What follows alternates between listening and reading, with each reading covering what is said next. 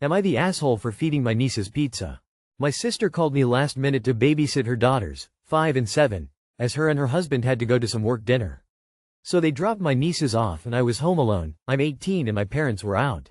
I also had exams I was studying for, so I was multitasking, playing, taking care of them as well as revising. So when dinner came around I ordered a pizza for us to have and didn't think anything of it.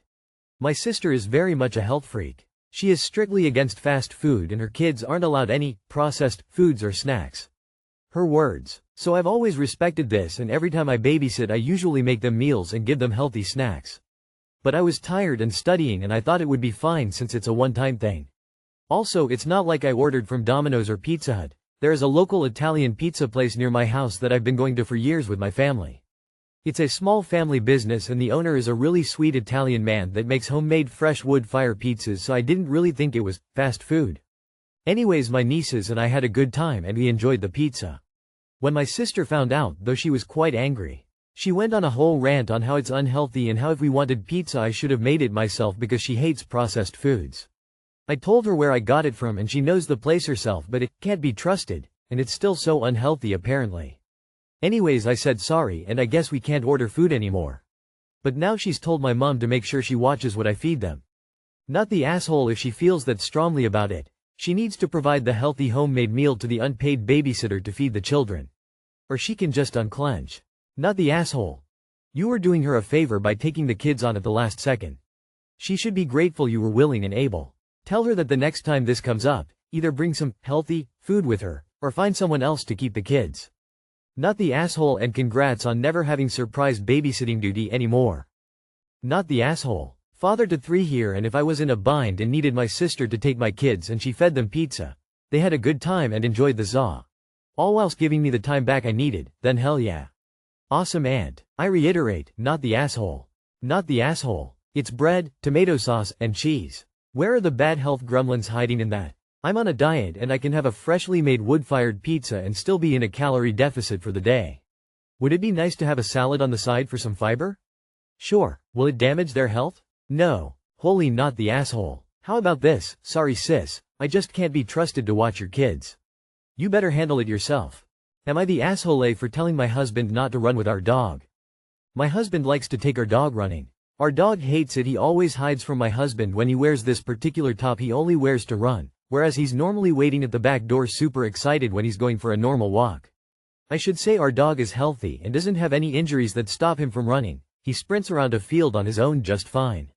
We also have a new baby, so we both have limited opportunities to exercise, though we each get one evening each to do something, and my husband plays sport. This morning the dog was hiding as my husband was about to take him for a run, and I told my husband I didn't want him running with the dog anymore because he clearly hates it, and how would he feel if I made him run when he didn't want to? I said we could walk him separately from his runs. My husband blew up saying we don't have time to do that with the baby anymore, which is semi-true, and he stormed out the house. On the other side, I could be the asshole as it means my husband can't run and do exercise, which he uses as a stress reliever. We also do have limited time and it's not harming the dog per se. Edit for those wondering why he can't run without the dog. We have a newborn and our dog pulls horribly. We've had multiple paid training attempts, so one of us has to stay with baby at home as dog plus pram carrier isn't safe. He doesn't think we have time to walk the dog for 30 minutes and then for him to run separately for 30 minutes as we're rushing with a baby. Dogs' consent matters too. He's not a stress ball but a living being. I see you have a spaniel.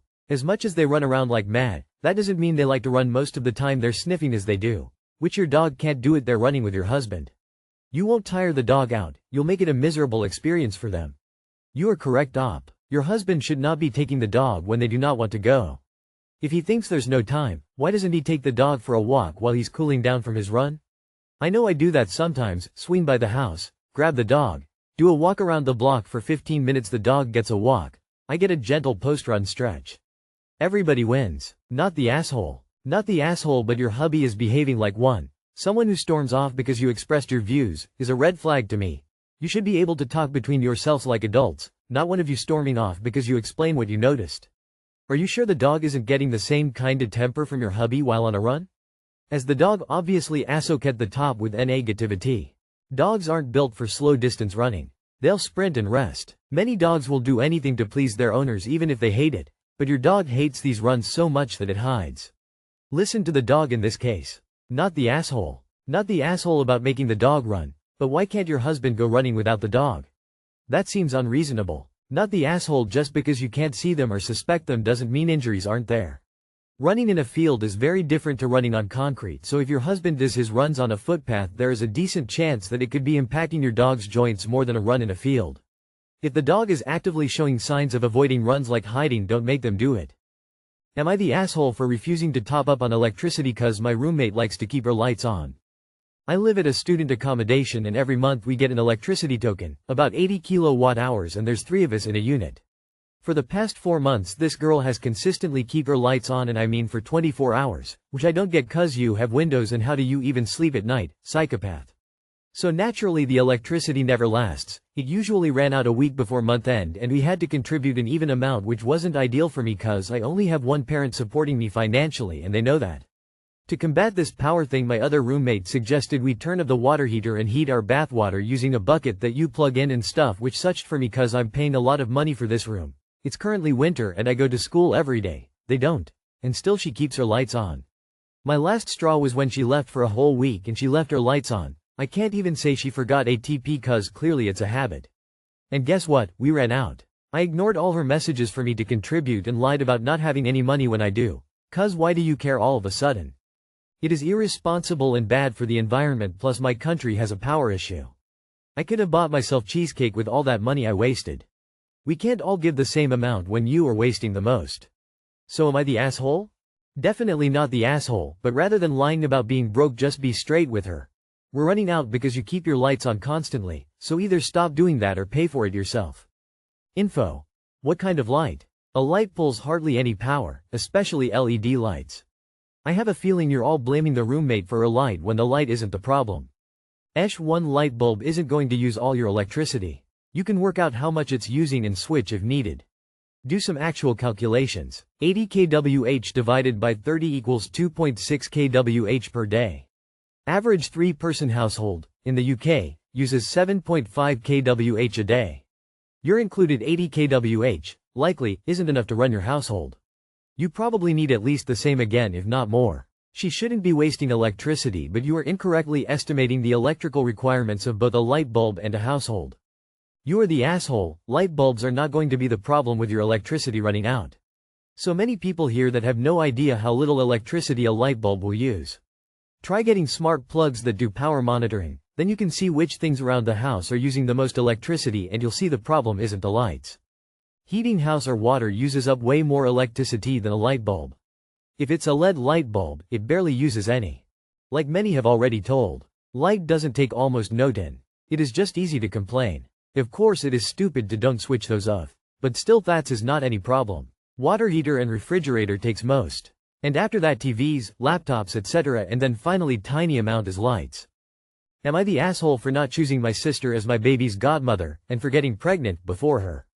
My husband and I are expecting a baby after trying for 3 years. It was a long and emotional journey involving medical treatments, and we had honestly given up hope at one stage. When it finally happened, we were overjoyed and decided to choose my uncle as the baby's godparent. We only wanted one godparent. My sister has since taken this very personally. She's upset we didn't choose her as godmother, and now claims that it was disrespectful, and that I took something from her by getting pregnant first. She says she had planned to have a baby in 2024 after recovering from some medical treatments of her own, but now feels that my pregnancy ruined that plan and caused her partner to want to delay theirs. I tried to explain that our decision wasn't meant to hurt anyone, it was simply what felt right for us. I've also been open and honest with her about everything throughout this process. I recently sent her a kind update about what the doctor told me on Monday, and she left me on read for days. It's now clear she's ignoring me. I feel really hurt and confused. I never tried to compete with her or take anything away from her. I've tried to respond with love and understanding, but it's emotionally exhausting and I don't feel like I did anything wrong. So, am I the asshole for getting pregnant when I did, and for not choosing her as the godmother? Not the asshole. Just ignore her and focus on your new baby. Your sister needs therapy and to get over herself. Not the asshole for either portion, but is this real life? Do people actually get upset if someone gets pregnant first? I wouldn't know how to respond other than hoping that person removed their self from my life. Depending on how you view godparents, it is entirely up to you and your spouse to choose the person you believe best fills that role. Don't feel bad for making that choice. Save your energy for the family you're building. Not the asshole, but I still can't wrap my head around someone complaining about another's pregnancy timing. It's none of her damn business when you decide to procreate. Can we as a species stop seeing pregnancy as a competition? Not the asshole. Not the asshole. You being pregnant doesn't take away from her future pregnancies. It's not a race or a contest. Nor do you owe anyone to be godparent. She will be kiddo's aunt. She is family. You have nothing to feel guilty for. Girl, you know you're not the asshole.